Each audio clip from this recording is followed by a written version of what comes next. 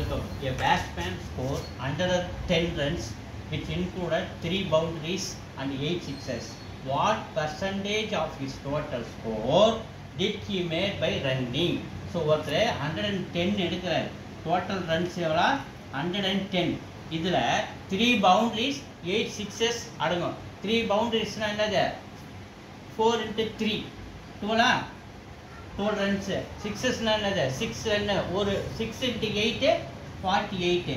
அப்போ டோட்டலி 60. இது 60 ரன் 4 ஆலையும் 6 ஆலையுமே எடுத்துட்டார்.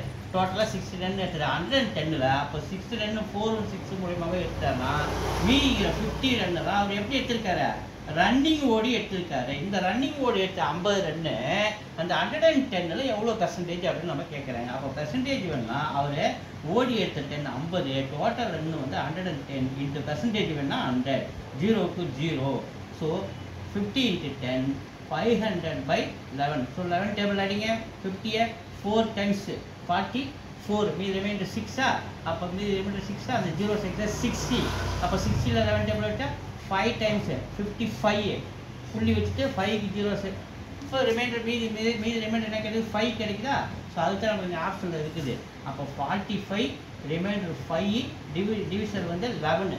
அப்போ 45 ரிமைண்டர் 5 டிவிஷன் வந்து 11. பி இருக்கு. B is answer. இதான் அவரோட பெர்சன்டேஜ்.